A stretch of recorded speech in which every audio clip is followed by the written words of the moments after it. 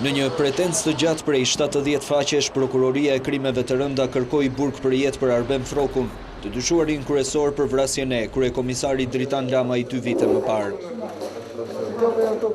Në gjykatën e krimeve të rënda, konkluzionet e prokurorisë u shpallën në mungesë të akuzuarit, edhe pse masat e sigurisë ishin shtuar si asnjëherë tjetër.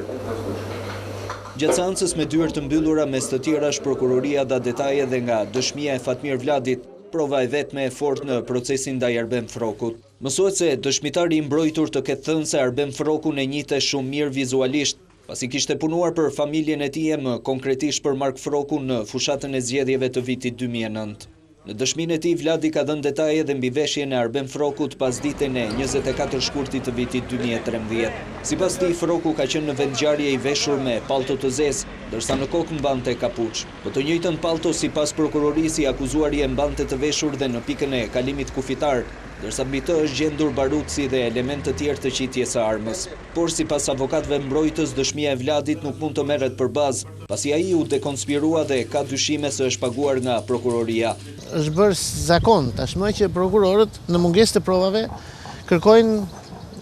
kërkojnë dënime të ashpra, burgim për jetën, për të krijuar idenë në opinion që çështja është e provuar, çështja është shumë e rrezikshme etj. Ky dëshmitar shkëputi marrëdhëniet me drejtorin e mbrojtjes dëshmitarëve, pastaj është insinuar, i është vënë eksploziv në makinë, është kapur për t'i bërë presion dhe është rifut në programin e mbrojtjes.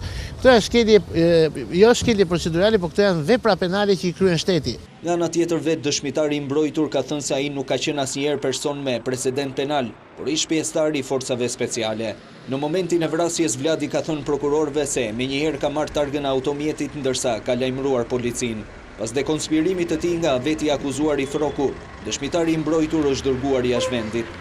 Arben Froku nuk e pranon akuzën dhe ka deklaruar se ditën e ngjarjes ai ishte në Kapshtic pasi po shkonte në Greqi.